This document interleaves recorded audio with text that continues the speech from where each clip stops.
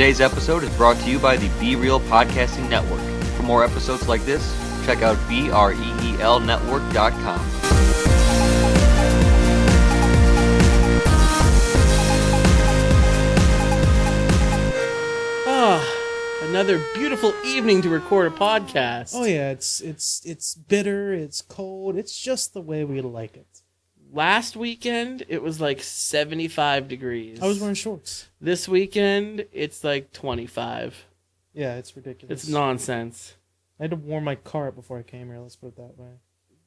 They say March comes in like a lion and goes out like a lamb. I don't know what the fuck that means. Yeah, I was going to say, what does that even mean? Sounds pretty gay to me. How's it going, Adam? I'm feeling kind of weird right now. Weird? You're getting weird? Right I'm going to tell you why. I'm feeling weird right now. Why are you weird? So, before I came here, I took a shower. I got dressed. And I put my socks on. I put my shoes on. And I got in my car, started driving here. And I felt something a little weird in my foot. Yeah, and I checked it out. There's a hole in my sock. And the hole is right in front of the toe. That's next to the big toe. So like that toe constantly pokes out. Like the mommy toe? Yeah. What is that? Is that what it's called? The mommy toe? Like daddy finger, mommy finger. You know the no, I don't know what you're talking about. Daddy finger, where? Go look on the YouTube. All these Asian finger family. Oh, it's fucked up. Anyway, so yeah, I know what you mean. Asian finger bang. Yeah. Is that what you're talking?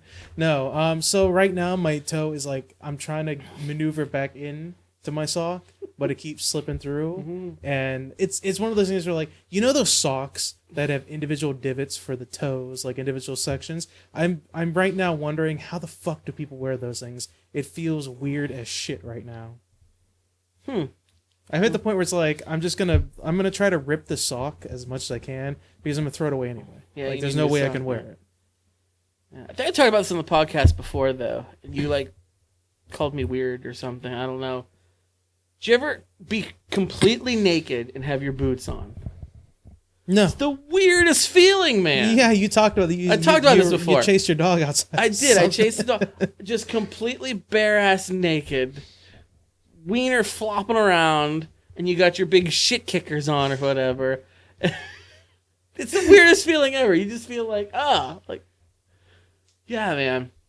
That's weird. I don't want to get into that again. We've already talked about that on the podcast. Weird. But yeah, I'm feeling a little weird right now. That's a little weirder than having a hole in your sock with your toe escaping. So. Yeah, it's just a little bit. Okay, well, I hope that works out for you. Beer of the show. Beer of the episode. Let's do it. So, I went to Nebraska. Did you? I was in Nebraska. It was good. It was a nice trip, but it was really short. So, we drove. We drove out to Nebraska. That's it was gross. A 15-hour drive. That's disgusting. Kristen and I and both the girls drove 15 hours. It was awful. We got there and we spent one day in Nebraska and then turned around and drove back. So we did more traveling than we actually did being in Nebraska. At that point, it's like, why bother? Like, yeah, I regret it. I mean, we had a really nice time the one day we were there. We went to see my sister's gymnastics meet and it was a good time, but it was too quick, too fast. The turnaround. Like, we drive to Florida every year, and that's like a 16-hour drive. But you're there for a week. Plus, you're in fucking Florida, and it's warm, and there's palm trees, and the beach. Racists and everywhere. Just no black people. Well, that's everywhere, Adam. This is Donald Trump's America. Everyone's racist now. Let's be fair. Not true. So, it was just a really rough drive to and from, but being there was nice. Would you say you were rough riders? Ride or die. So while I was there, I picked up some Nebraska beer. Nebraska beer. I said, let me get some beer out here in the Cornhusker State and bring it home and make it the beer of the show. So what I got was the Zip Line Brewing Company from Lincoln, Nebraska. And this is the Zip Line, what's it called? Copper Alt. That's what I was reading. Yeah, Copper Alt. Copper That's what Alt. it looks like. And I bought this because I was really, really intrigued. It is a hybrid beer. Part ale, part lager. I can taste the lager. Okay, so I haven't tried it yet, so I'm going to right now. Go ahead. Oh, yeah. That's good. That's really good. Oh, yeah. That's good. You betcha. I like that. It definitely tastes. It has the body of a lager, Oh, yeah. but it kind of has the finish of an ale. That's unique. I really like. It's almost like they combine the two. It really is. It's- Yeah, but it's good. You want to go first? I can go first. You can definitely taste the lager ale combination that is in it. It's a bit of a. It's not a light beer, but it's not too dark either. It's not heavy. Got like a caramel color Yeah. to it. Yeah. It doesn't sit at the bottom of your stomach, which is always a good thing. I would probably give it 3.5. Oh, really? Give it a 3.5. It's a good solid beer.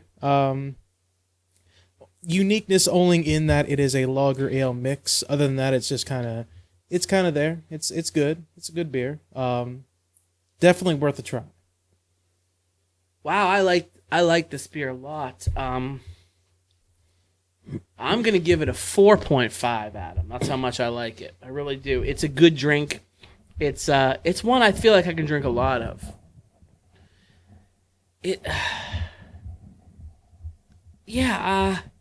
Like I said, I already put my piece out there. It has the body of a lager, but the finish of an ale. And when they call it a hybrid of the two, they really nailed it with that. I think maybe the reason why I'm giving it 3.5 is because I don't feel like I have a lot to say about it. It's not an average beer, but it is an average beer, I guess, is the way you'd want to put it. Because that makes a whole bunch of sense. Well, it's not an average beer in that, hey, it's a lager and ale combined, like it's a mixture. That's really cool. And then you drink it, it's like, oh, it's kind of a very plain lagery ale taste. Like there's no, I hate to use this phrase all the time, wow factor involved in it. Like it tastes good. So it's a really good beer. It's almost like I feel like I taste like the Bavarian style to it, which would be kind of like a lager. Like you get that Bavarian style beer, which I really enjoy. I like. There's a local place around here that's a German club, and they have a lot of German and Belgian beers that are they're great. This kind of reminds me of something I would have there. I don't know why. I'm just getting that vibe, but I really enjoy it. So that's the Zipline Brewing Company Copper Alt, the hybrid beer. Definitely recommended. I don't know if you can get this too many places outside of the Nebraska area. Like I said, it's from Lincoln, Nebraska. So I've never seen it around here. You know, Western Pennsylvania, Eastern Ohio, where we live. But that doesn't mean it's not other places. So I would recommend it if you guys are wherever and you happen to see a Zipline beer. Give them a try. It's good stuff. It's pretty good. So, Scott. Yes, sir. You saw a movie recently. I did. You did see a movie recently. I saw a movie, and I've been people telling who people who listen to this podcast know I have 2 young daughters, a job, a wife who runs the life. So I don't get to the movies as often as I like. A lot of times I have to wait till new releases come out on DVD, and then I can go to the local video store and rent it to watch it at home. I don't get to the theater as much as I'd really like to. But I got to the theater to see a movie that I had been dying to see. I've been telling you to see it. And it's been out for a long time. And it's been out so long that I actually saw it at the cheap theater. In our town here, we have 2 theaters. The good we theater. have the good, I'm using air quotes, that is the luxury, the new releases. Well, luxury for our town. It's pretty nice. I mean, I've been to not as nice as a lot of other places. No, I've been to some big cities, and I've been to some really nice ones where you have the button. You know the button? There's actually waiters that come and wait on you. I know what you're talking about. But they don't bother you because they want you to watch the movies. They don't. They only come if you push the button. I've always wanted to go to one of those. I've never been. And you can order like cheeseburgers and freaking steaks, and they like bring it out like a freaking 3-course meal while you're watching your movie. That stuff's great. That's heaven right there. That's awesome. Yeah, we don't have that here, but it's still a really nice theater. I would put it up against most small town theaters. Oh, yeah. It's good. It's good.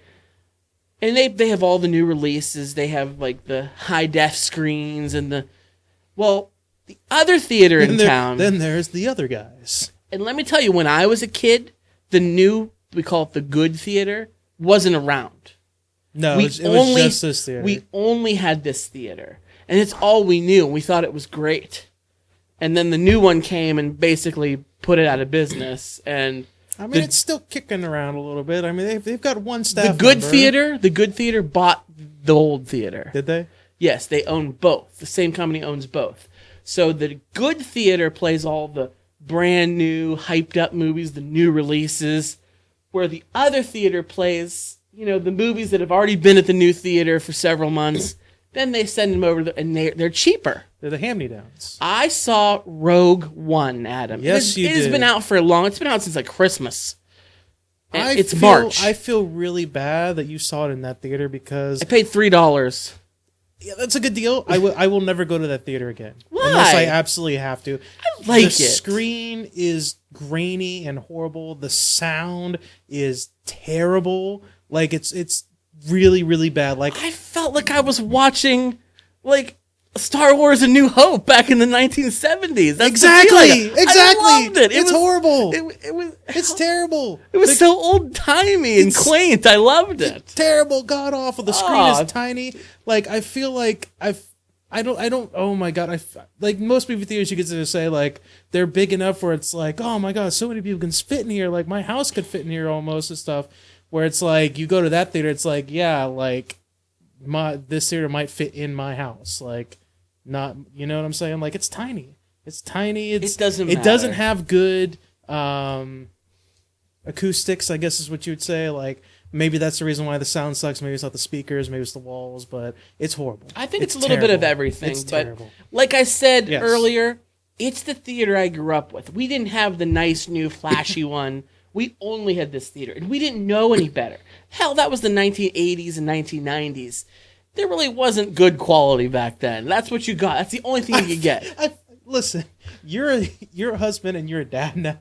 I feel like I'm looking at your future self where it's like, back in the 80s, back in the 1980s, we didn't have virtual reality theaters like you whippersnappers have today. We didn't have holodecks where you could screw animated people. Like we didn't have any of that. We had to jerk off to television. We just had a box of Kleenex and a bottle of lotion. We had to get Penny's catalogs and turn to the brassiere section. We had to use our imagination. Yeah, so I don't know. I like the old theater. It made me feel young again because that's the theater. Like I went on dates with girls when I was a kid. Emphasis on girls. Yeah. Like, I went with groups of friends. As a kid, there are good memories about that stuff. I mean, yeah, it's not all it's cracked up to be, but just the nostalgia for me really, really got it. And I liked the movie, Adam. I liked it. Before we talk, I can't remember if I talked about it on the show. I described it to you as being right up there with Empire. That's how good I thought this movie was. It was right up there with Empire. I never said it was better than Empire, but I said it was right up there with Empire. It's almost the perfect Star Wars movie. Almost. So that's how I feel about it, but I wanted to gauge your thought because I've been dying for you to watch the movie. I'm like, we're both Star Wars fans. Like, what did you think of it? I wouldn't go that far. I really enjoyed it. Get out. I wouldn't go that far. I just think I wouldn't put it with Empire, or even Jedi for that matter. Listen. First of all, I have a guilty pleasure with Jedi. Jedi is great, but like it's not a perfect movie. It's by far. Did I ever say it was a perfect movie? I think Empire might be close to being a perfect movie. It is a perfect movie. I really like Jedi. I think that's my second favorite one. I like it better than A New Hope. You just like the Muppets. I do like the Muppets. Everybody shits on the damn Ewoks. I don't think they're that bad, really. You know what's really funny about that? When we did our like top, we back a long time ago, we did like our top like horror movies or whatever, like that we like top 10 horror movies or whatever. Yeah, I remember. Everybody shit on me for talking about Chucky. And talking about Chucky. I didn't. You didn't? I didn't. I swore you did, but like everybody shit on me for talking about Chucky, but then never mind then. Okay. Never mind. If you did not, then I will not finish that thought. I was gonna say you shit on me for, the killer doll Chucky, but you're all about the teddy bears that can fight the Empire. But never mind. I mean, I don't think Child's Play is very realistic at all. I mean, a freaking doll comes at me, I'm gonna go Adam Vinatieri on him. I'm gonna give him a big punt, and I'm gonna kick him through the uprights. And the fluffy teddy bears that can, fight the armored up blaster stormtroopers. Yeah, do the same thing. They're very realistic. No, too. I'm not saying it's realistic. I just enjoy it. That's fair enough. I like it. Fair enough. And Rogue One, though. Rogue One. I tell you what, I wasn't impressed with, and I was really looking forward to. I think both you and Brandon talked up the space battle scenes. I wanted more. I wanted more of that. They showed clips and bits and pieces. Then it was back to the planets. Okay. Back to what are the heroes doing? I'm going to defend those scenes to you right now. They were good. I wanted more of it. That gave me first of all, the thing to remember is it's not Star Wars. It's a Star Wars story. So they had to cut back and forth. And they did the same thing in Return of the Jedi. They cut back and forth between the ground combat and the space combat, too. So they did the same thing. But it gave me what I wanted in the Star Wars movie that I've been wanting for a long time. Forget the prequel movies, because they did this too, but they did this horribly. I wanted large-scale space battles. I wanted at least one large-scale space battle where it was like starships and destroyers and fighter planes and, all this other shit going on. And it gave me two things. It gave me that, and it gave me large-scale ground combat. The ground combat on the planet where they were fighting to get the Death Star plans. At first, I was like, when it was just by the way, we're gonna do spoilers this time. I think it's been out long enough, and there may be certain things we won't talk about, but there are certain things we will, and I'm going to talk about this.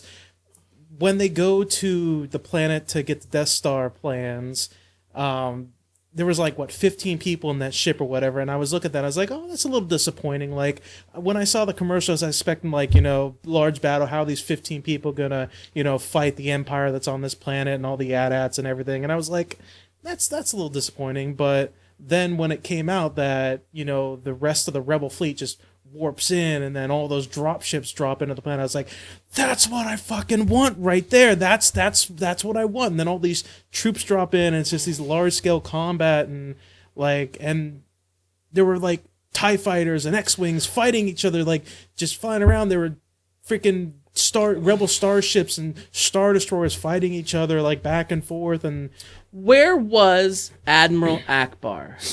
He might not have been Admiral at the time. Well, because there was that one fish face dude. What are they called? The calamari or something? Calamari. I think they're called the something calamari or something. Well, but that's the species of alien that the fish Admiral face. The fish face. Yeah. That, but that's a good thought process that you can hit, because I thought about that too. It's where's Admiral Akbar? Shouldn't he be involved in this and everything? Should be up there kicking ass. And then I thought about it. I was like, maybe that's why he's Admiral now, because this other one was Admiral. He was in charge of the fleet, and he got, spoilers, he gets captured by the Empire. When they get the plans, they try to make their break. Darth Vader and his badass freaking Star Destroyer warp in and stop the ships and everything. That's how badass his Star Destroyer is, and that's how he became Admiral. He became Admiral of a broken fleet. he took as many ships as he could to go get these Death Star plans, and he got caught with his pants down, basically. And well, they knew what they were getting themselves. They knew what they were into. getting themselves into, but That's why basically, like, the school board voted no. Yeah. But I mean, that's why Akbar became admiral. Then at that point, it's like, well, we need another admiral for the fleet. Like, he's probably the next highest ranking soldier, or officer. Like, let's make him the admiral of the fleet. I think that's what it was. And I think also at this time when I can't remember if it was then or if it's more recent. The actor that played Akbar is dead. Like, the dude that does a voice for him and everything. Like, he's dead now. Yeah, but a lot of them are. A lot of those actors are. Yeah, but I mean, I think that was a good way of, like, I think they want to try to limit the amount of people as much as they could from the original one and try to tell a different story. They showed Grand Moff Tarkin, he's dead. They Yeah, showed but Princess Leia, she's dead. Grand Moff Tarkin was a necessary person in that story because he took control of the Death Star. He was basically in charge of the Death Star in the future, in A New Hope, so you had to show how he became in charge of it. And then they showed Darth Vader, obviously, which I heard this said before and I totally agree with it. It brought back the scariness that is Darth Vader, the villain Darth Vader. The prequel trilogies ruined fucking Darth Vader for us. The no bullshit and everything like that, like his whiny little bullshitness, and it brought back to me Darth Vader as like the just terrible villain that he is. I don't know how you thought about the scenes. There were so few scenes with him in, but every scene was gold. Every scene was gold. You already brought it up. I love the ending, how it completely goes into A New Hope. You see Princess Leia getting the plans, giving them to the droid. You see this, and you see Darth Vader right on her tail, like about to like literally, instantly, A New Hope starts. Yeah. Right from this movie. Loved that. Probably my favorite scene in the movie was the end when Darth Vader boards that big starship that Leia's ship was docked into. And they're in that dark hallway, and then the two rebels have the plans, and the doors jammed. They're like help us. And then they hear something behind them, and then they look behind them, and there's just that just darkness in there, and then you just hear Darth Vader's breathing, then and then the freaking red lightsaber lights up, and you're just like, oh shit, that was the most badass scene I think I've ever seen, because he fucks them up hardcore. Like, he destroys those rebels. Like, it was great. Who was your favorite character? I gotta be honest with you, I like Jin, the main character. I was a big fan of her. I really enjoyed her story. I really liked her transformation from somebody who didn't care about the rebellion to somebody who was fighting to save her father, to somebody who decided that they wanted to catch the Death Star, get the Death Star plans, and stop the Empire from this not finish the development, but stop the Empire from having the super weapon that nobody could fight against. There was a criticism about that I know somebody had mentioned. I can't remember who. They said that it didn't really make sense, her transformation from I don't like the rebellion to now I want to work with the rebellion. There was that criticism. I can understand that criticism, but I also would argue that she wasn't really doing it for the rebellion. She was doing it for her father. She was doing it for her father. Yes. I was going to say that. She had an ulterior motive. I mean, I think my second favorite character was the Asian guy. Oh, the blind Asian guy? Yeah. What's his name? I got to pull up the IMDb for this. He was probably, just because I don't even remember his name. Just because, well, he's like a pretty well-known actor. Just because I love the mystery of his backstory, to like where you can speculate like who was he? Like, he obviously wasn't a Jedi, but like was he just some person that was well known to the Jedi and was working with them? Like, my theory was when Order 66 happened, and all the Jedi got killed. My theory was he was a Jedi trainee that escaped, like a young child. And that's the reason why he's sensitive in the Force. He can sense it, but he can't wield the Force because he never finished his training. That was my theory with it, because he seems like he's religiously devoted to the Force, to the point where it's like he had to be involved with the Jedi somehow. Who is your favorite character? I like him as an actor so much. Diego Luna, who played Cassian. I just really love Diego Luna as an actor. I don't know if you've ever seen the animated film The Book of Life. Not Disney. It's not Disney. But he's the main character in that, him and Channing Tatum. I don't think I saw that. I love it. I own it, so I'll let you borrow it. He is so great. So great. Because I kept hearing his voice, it made me think of this animated film. So I was forced to really like him. And you really saw the inner conflict with him as a character. Yeah. You did. By the way, that actor, the Asian actor's name, Donnie Yen. Donnie Yen. He's apparently a pretty what else well-known. was he in? Let me pull up his IMDb. I just pulled up Rogue One's IMDb. He was in... Because I didn't recognize him. I thought he did a nice job, though. He's done a lot of stuff. Hang on a second. Hold on. He was in Crouching Tiger, Hidden Dragon, Sword of Destiny. He was Ip Man. IP Man. The Asian, the blind samurai, whatever it is, the Asian story. Like, I've always wanted to watch his movies, but I never got around to doing that. He blind in that too?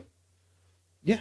Jeez. He's a blind swordsman. Is he blind in real life? I don't know, maybe. He apparently typecast as the blind Asian martial arts master. He was apparently in Blade 2 also.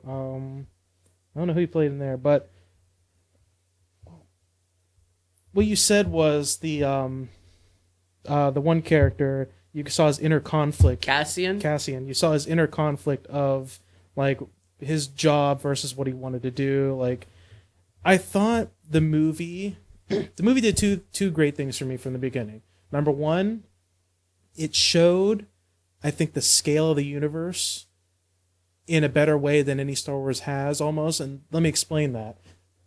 Obviously, it's a universe. Obviously, it's not all devoted to one planet that goes planet to planet, everything like this. I feel like this movie showed the scale of the universe better than any movie ever did. Like, the people that live on other planets, on other moons, the way the Empire works. Like, you've got the planet that Rey as a child, when you start the movie, that she's on. Then when she's a prisoner, she's on that prison planet or whatever, with that small group of Empire troops that are working the prisoners. I don't want to say slaves, but they might as well say it. But they're working the troops, and then the rebellion comes and breaks her free, like almost with no trouble at all. It just shows the scale of the universe and how large everything is, and the reach of the Empire the way it actually is. I would argue that the prequel trilogy, albeit I've mentioned how much I loathe those movies, but I would argue that they kind of did more of that, of like the expanded universe. Almost too much. Yeah. Almost like overwhelming us with information, because think about it. I think that's the reason why. It's the dawn of, like, it's the prime age of the Jedi.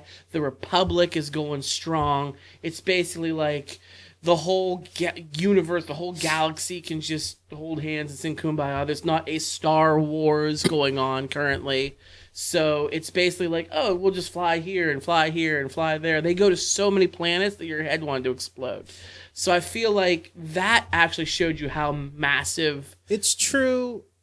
It's the same argument I would make, like, whenever I was saying, like, I was waiting for, large scale space battles and ground battles and everything like that, and I took the prequel trilogy out of that because, yes, it did show that, but it's one of those things where it's almost like less is more kind of thing. Where it's like, for example, they had large scale space battles in the prequel trilogy, and it was boring, and it was dumb, and it was really cartoony, and it seemed like that nobody took it seriously. Like, every time Anakin and Obi-Wan were in a space battle, they were making jokes and quips to each other and everything, and I'm like, this isn't what I want. I want war. This is war, people. Like, this is not what's going on. It's like you two are playing a first-person shooter, and you're just kind of like sitting in your homes like, hey, check that out. Like, oh, what's going on here? Like, all this other shit. I think that's kind of what it was. More serious, I guess, is what I would say in Rogue One. That's the reason why I feel like it kind of showed the scale a little bit more. I can't argue that. But I love to shit on those Yeah, episode 1, 2, and absolutely. 3. So And they deserve it. And the other point I was going to make, what this movie showed, was the fact that the rebellion wasn't all good the way you would think it is. They had their assassins, their hitman, their spies, their Forrest killers. Whitaker was like the Tea Party fringe alt-right Which is of the rebellion. Which is also a really good point too. It also showed that there was a split rebellion within the rebellion. Like there was almost a second rebellion that wasn't going with the rules of the original rebellion. So there was almost like an infighting. I was kind of disappointed in the Forrest Whitaker character. Really? I felt like you saw him on the trailers, you saw him on the previews. Because he's Forrest Whitaker, that's why. And he strolls in with his robot leg and his Forrest Whitaker eye, and it's like, time to fuck shit up. And then he doesn't leave his one room that he's in the whole movie. Well, it's like Jared Leto as a Joker in Suicide Squad. They threw his face over every single trailer, and you thought, to the point where everybody was speculating, could he be the villain? Could the Suicide Squad be fighting Joker's people? And he was hardly in the fucking movie at all. So yeah, I felt like it was to sell tickets. I think Forrest Whitaker's a fabulous actor. I think he's amazing. Great. He's amazing. He's great. I was excited for his character, and they portrayed him as a douche, a total utter douche, and he went out like a bitch. Let's be honest. Jin's gonna run to get to the ship. I get it. You have a robot leg, but are you gonna try? Well, I think it was more like he didn't want to run from what the Empire is doing, and he felt like his time was up. I think what it is he felt like he gave the information he needed to go to Jin. Jin's going to go try and steal the Death Star plan so they could take out the Empire's ultimate weapon. There's not really much else he can do. I think in the end he kind of started to recognize maybe his way of doing things wasn't the best way to do them, because he wasn't making any progress. I mean, all they did was talk about how ruthless they were. They didn't really show anything out of the ordinary. And also they captured the pilot guy. And if they would have been ISIS, they would have beheaded that motherfucker. But no, they're not that bad. They were. More fake news from the rebellion, portraying those guys as these horrible people that they really weren't. One of my favorite characters was K2SO. K2SO, the Empire droid reprogrammed. How funny and hilarious was that character? He was better than C-3PO. He is, definitely. The person who did the voice for him, he played the pilot in Firefly. I know you've never seen Firefly, and you would love it. You've been bitching at me for a long time. You would enjoy the show, but I'm pretty sure he's the one that did the Alan Tudyk. Is the one who did the voice for him. Just the sarcasm and the jokes and the quips that droid brought. It was hilarious. Every time he opened his mouth. Every time he said something, it was just pure, I don't want to say gold, but maybe silver. Pure silver. Yeah, so, I liked him. He was good. So overall, you liked the movie? Yeah, I did. Would you buy it on Blu-ray when it comes out? Did you like it that much?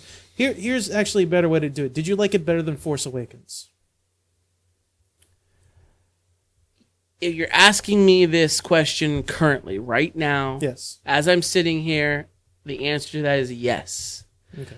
But I will say that when I went and watched The Force Awakens in the theater, and I came out of it, I was so emotional, so, just the emotions going through my body at that time were all off the charts. I left thinking I absolutely loved that movie. Han Solo, my favorite character, hands down, in all of the Star Wars universe, expanded universe, all of the above.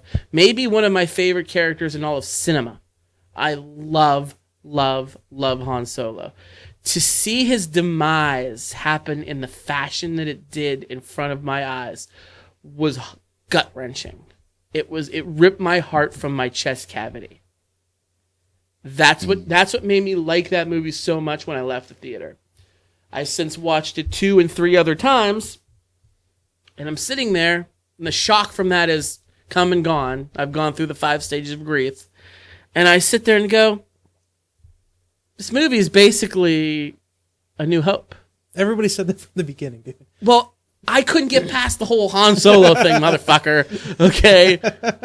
It is basically. And I get it. Obi-Wan died in that one. Okay, so there's more comparisons to be drawn. Okay, I understand it. But at the time, and I'm bad at doing this, when I see movies in the theater, I've said this on the show before, I become engulfed. You said when I see movies, I heard you say when I see boobies. Boobies. No, well, those two. Them's two. But when I see movies in the theater, I just become engulfed in everything. I become a part of the story. I become invested. That's how I like to be. So too. when I leave it, even if it's like a shit film, after I leave it, I still feel a little bit better about it than I would normally because I just had I love the movie theater experience, Adam. I love it.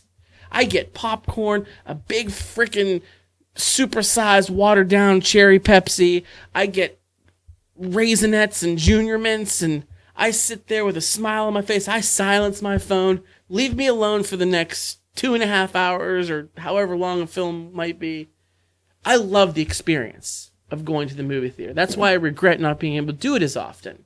So when I saw A New Hope in the theater, it got bonus points for that. Since now I've watched it at home, no, it's lost some points for me. So yes, I think Rogue One is better than The Force Awakens. Plus, I had so much time. I was ready for The Force Awakens. I've been ready for The Force Awakens since that flaming turd, Revenge of the Sith, which was a flaming turd, Adam. Any way you dice it.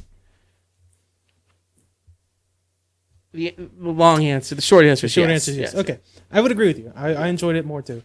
My final point, I don't want to see if you agree with me. I'm not going to spoil what happens in the end, but did you get emotional at the end of the movie? Before Darth Vader showed up, that scene, did you get emotional? I know what you're talking about. I saw the writing on the wall. So did I. It's one of those things where it's like, you knew... They knew going into it. Yeah.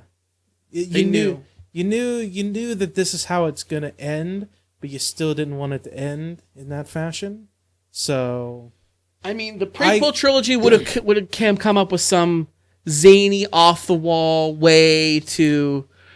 All right, here's this. Super spoilers if you don't want to hear the end, because I think we can't describe it without saying it. All right. The world blows up. No. Fast forward like 20 or 30 seconds or like a minute or something like that.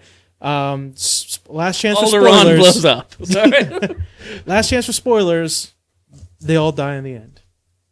They all die in the end. And I know that's so cliche to say, like, oh, spoilers, everybody dies. No, they all die. But there's that scene where Jin and Cassian are just sitting there, like on the beach. They've won the day, but the Death Star laser hits off in the distance to blow up basically.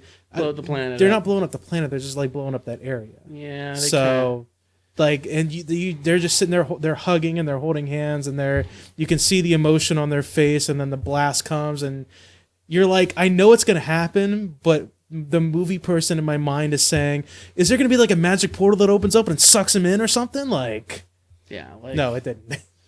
they're gone. Yeah, I got a little emotional. I got a little tear jerky. I was and there's a plot hole here, and they knew this going into it. This is how they had to remedy that. They used the Death Star twice. And both times they say, oh, we're not going to make it go at full power. We'll only blow up this section of the planet. Use one generator. Yeah, they used one generator, right. Because in A New Hope, when they blow up Alderaan, they say, this is actually a fully functional battle station, and they blow it up. And that's supposedly the first time they use it. Yeah. They say that in front of Princess Leia when she falls down and, Jimmy Schmitz just got blown the fuck up on the planet. They said that's the first time they used the Death Star. Well, we know from watching Rogue One, that might not necessarily be true. They've used it a couple times already, but they didn't use the full power. They could have easily just claimed they blew that whole fucking planet up. Yeah. Nobody would have batted an eye. So as you know, Adam, I am a Christian. Roman Catholic, to be more specific. Why? Don't judge, okay? I'm not judging. I'm not judging. Maybe I'm curious as to why, Scott. I was brought up that way, and it makes me feel good. You were born. You would say you were born this way. Yeah, I guess so, for the most part. But anyway, it's Lent. It's Lent. Yeah. What is Lent? You went to Catholic school. I still, to this day, Jesus went to the desert for 40 days and 40 nights. And I just know you give up a lot of stuff you shouldn't have to give up. Well, all right. On Fridays, you can't eat meat. Can't eat meat on Fridays. You can eat fish. Somehow that doesn't count as a meat. Yeah, that's weird too. It's a living thing. It's a thing. Technically, plants are living things too. So maybe you guys should just fast for Fridays. Maybe you guys should be real religious people. Jesus died on the cross in the horrible way. Dick, maybe you should just fast on Fridays for Lent. Hey, maybe I should be Pope. Get these good ideas out there. So I gave something up for Lent. Oh, what did you give up, sir? Other than you didn't give up beer, did you? No, I'm drinking one right now. I would have. Okay. I was going to say I'm going to have to commit you for that. I'm guilty of something that I do all the time, and it drives Kristen nuts. And I like to get on to social media, Twitter, and especially Facebook. Facebook's the worst. No. And I argue with people. I argue with them, usually about politics, sometimes about sports and religion and just all around fuckery. I can be a troll at times, and I read something and I see a comment on something and my blood boils, and of course I got to add my 2 cents, and it turns into chaos. Adam, I'm not doing that for 40 days. I can't give up social media altogether because for my job I have to do things for it. Plus for the podcast I have to do things for it. So I'm not giving up social media. I'm not able to do that. I would if I could. But I'm not going to post any political, or I guess you'll say controversial posts.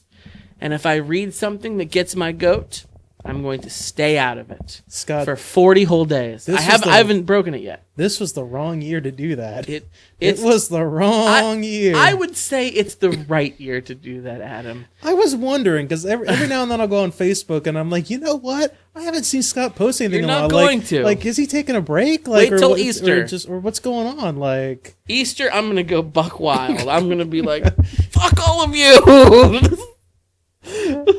I was a little curious about that because I've seen a lot of controversial things and stuff like that. I'm like, Scott post. Oh, oddly enough, Scott's not on there. You know what I've been doing? I've been typing out my response, like huge long things, and then deleting it. I could never do that. And I delete it, and it makes me okay. That's what I did. I've done it twice now. I've done that twice. I could ruin once it for once about politics and once about sports. And I'm like, oh my god. I could ruin that whole thing for you if you like. Well, you typing that out doesn't do anything. Doesn't do anything. It doesn't help the problem. No, it doesn't. It just hurts the problem. Adam, if I would have pushed send, it doesn't help the problem either. You need to be the social justice warrior that you have become. You need to be that guy. Warriors. That's what you are. What does arguing with some dickhead on Facebook, how is that going to solve the world's problems? They can't win. Yeah, but I don't win.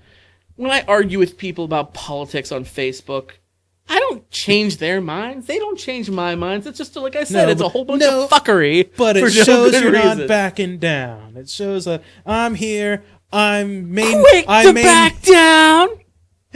I'm here. I may not be queer, but you better get used to it.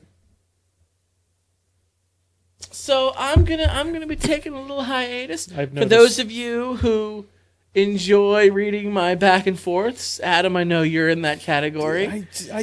I'm not gonna have popcorn for a while because I used to cook popcorn and just sit down and read all that stuff. Yeah, well, I'm taking a break. I'm gonna give that up for Lent, and I'm not. I guess I am advertising now. I said I'm not advertising. I haven't made the post on Facebook saying, "Hey, everybody, I'm giving up arguing with all of you douchebags." You don't want to do that, I didn't Scott. do that. You can't do it. You know what I'm doing? There's a couple people who I always get into it with that I'm friends with, and they've just been posting some real bullshit stuff, And I'm not responding. I'm not taking the bait. I'm just letting them yell into the abyss. And I'm not getting involved. Scott, you can't post. There's no way you can post at all that you're doing that. You can't do it. I did it, and I'm not going Good. to. They're going to listen to this show now what they're gonna and do know is that I'm doing they're going it. to start tagging you into their posts. That's what they're going to start doing. So they make sure you get every single one. They're gonna come at you with everything they got. I'm going to post a smile emoji or something very non-confrontational. Find a meme on the internet, a picture meme that's got nothing to do with anything they're talking about. Just throw it on there. So that's me. That's me. That's I'm doing it for Jesus. You're making the ultimate sacrifice. I'm sacrificing because that for makes Jesus. that makes up for the nails and the cross and everything. Hey, this is my version of the crucifixion. This is me. I am stopping posting on social media for your sins, Adam.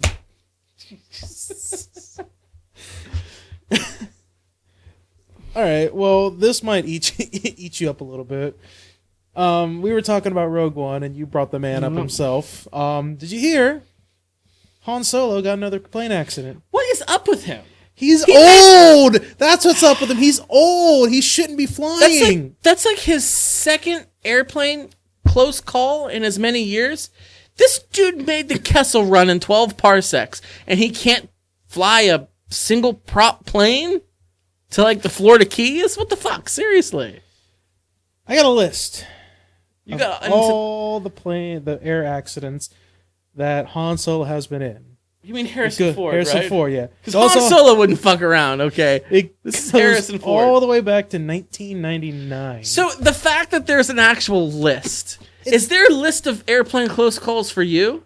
For me, is no. there one? No, not There's a single not one I've for me. managed to avoid it. Yes. I'm not. And this dude has a list.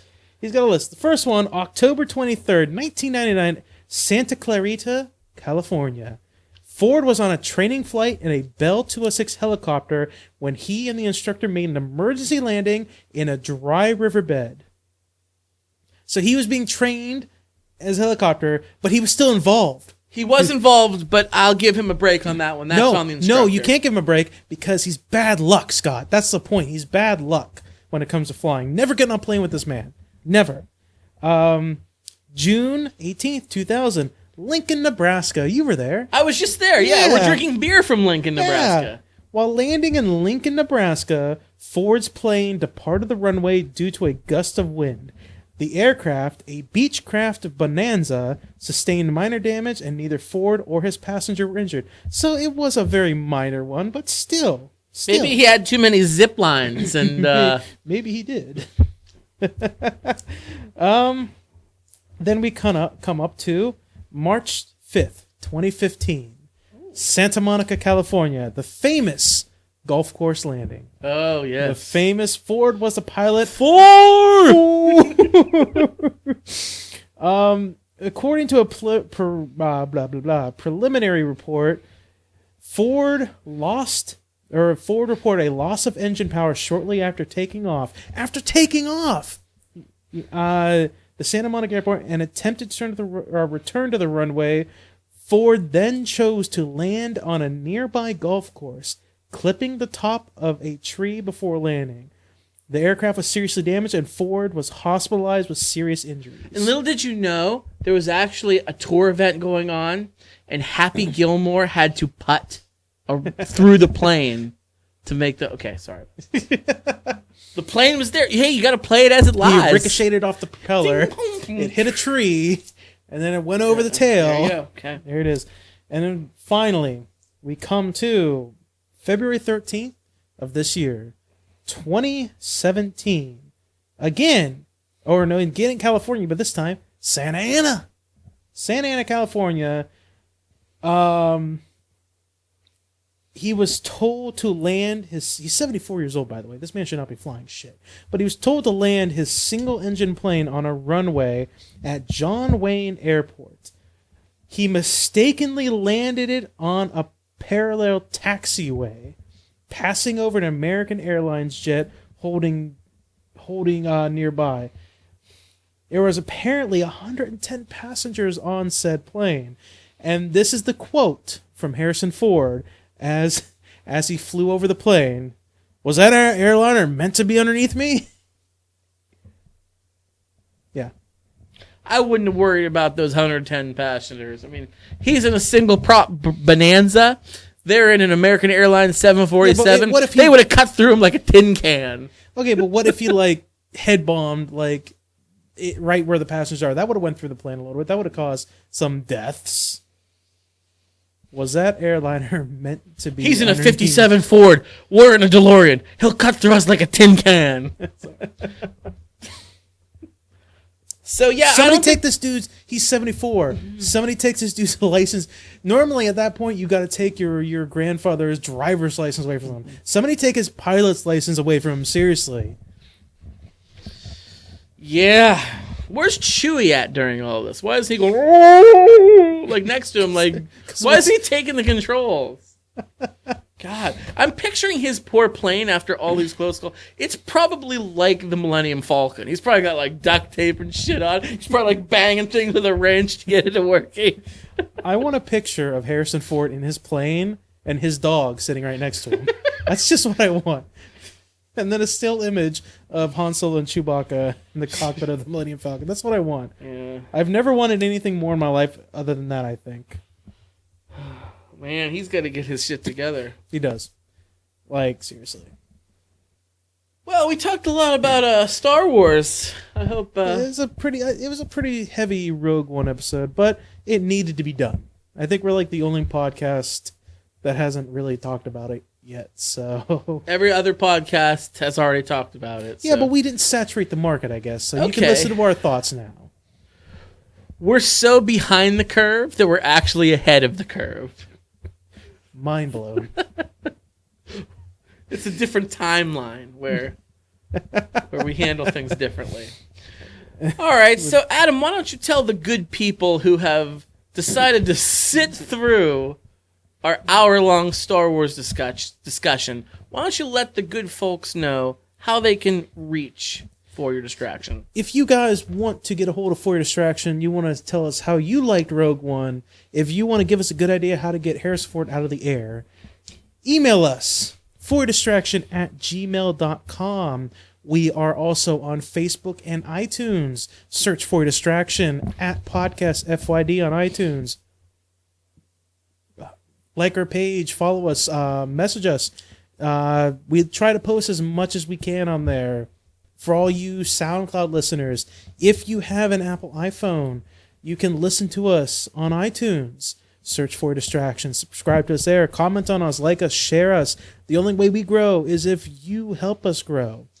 We are also a member of the Be Real Podcasting Network. You can head over to BeRealNetwork.com. You can head over to BeRealNetwork.com. You can subscribe or like.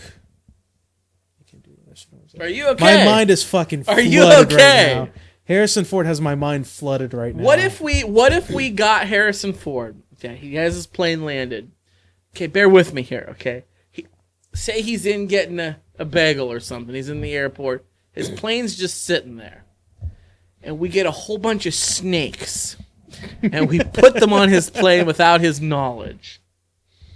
It is Snakes on a Plane 2, starring Harrison Ford, the reality show. And Harrison Ford's only comment is, are these snakes supposed to be in this plane? I hate snakes! I hate him, Jacques! That's just my pet snake, Reggie! Why did it have to be snakes? It's like Arnold Schwarzenegger in The Apprentice. That's his go-to saying every episode. I hate him, Jock. Anyway, Be Real Podcasting Network. Head over to BeRealNetwork.com. We are on Podbean as well and iTunes.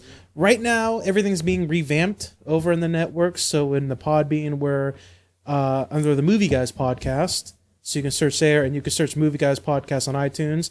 As soon as everything gets updated there and on the website, it should be under Be Real Network after that point. So You've been busting your ass with the Be Real. I'm impressed. I've been trying a little bit. I mean, I've impressed. been working with them a little more lately. Those of you listening, I'm pointing my pinky at Adam Right there, pinky point.